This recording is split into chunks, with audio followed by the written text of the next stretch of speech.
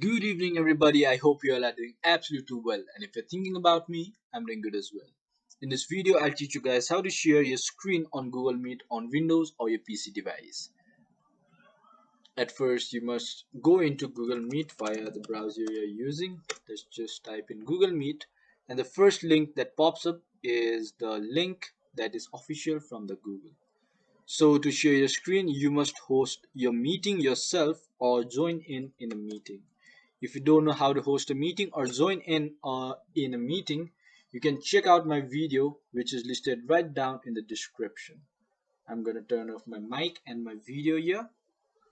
And if you want to present your screen or share your screen right from the beginning, you just click on this present button. And if you want to share your screen later on in the meeting, you just click on join now and you can share your screen later on.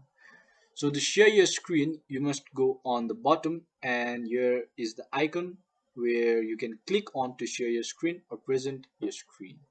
So by clicking on this, there will be two options shown where it's written your entire screen or just a window.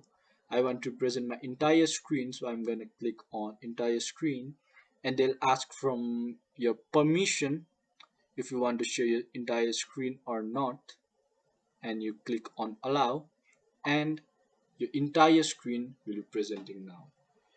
So as you guys can see, my entire screen is being presented.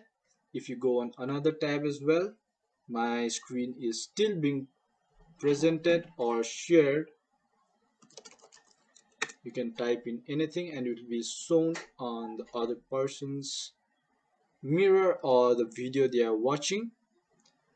So if you want to share, if you want to stop sharing your screen, you just click on the stop sharing button and you are done now. So I believe I've taught you guys how to share your screen on Windows, and if you guys learned something today, please do leave a thumbs up below and comment down what you'd like to see next. Until then, have a good time.